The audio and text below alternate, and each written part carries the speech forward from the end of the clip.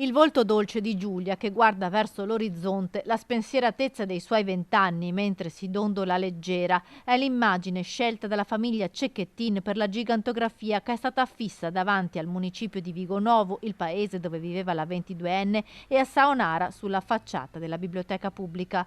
A Saonara, nella chiesa di San Martino, saranno celebrati i funerali di Giulia non appena verrà dato il nulla osta dopo l'autopsia.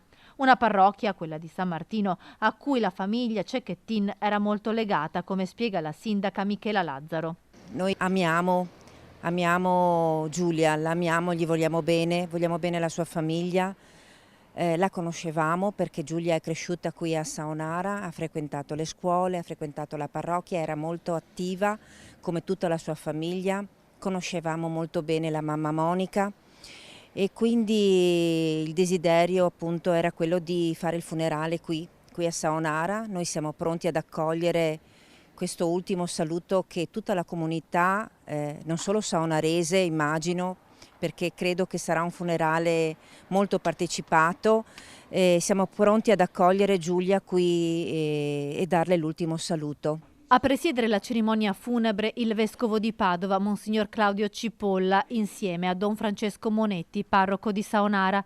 Giulia poi riposerà nel cimitero del paese accanto a mamma Monica, scomparsa un anno fa, a cui era molto legata, come si vede nella foto che le ritrae quando Giulia era bambina. La gigantografia di Giulia verrà esposta fino a fine mese, ha detto il sindaco di Vigonovo Luca Martello. Da parte dei sindaci di questi comuni è forte la volontà di portare avanti azioni concrete di sensibilizzazione contro la violenza sulle donne, non solo in occasione del 25 novembre. Noi per esempio già qui a Saonara venerdì avevamo in mente di organizzare una serata dedicata alla giornata contro la violenza sulle donne.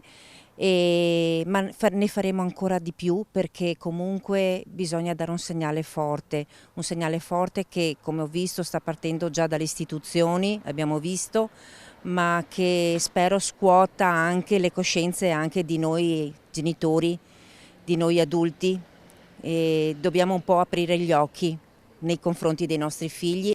Il monito arriva soprattutto da quello sguardo dolce di Giulia, che in quella gigantografia sembra guardare al suo futuro, un futuro che le è stato negato e tolto in modo barbaro.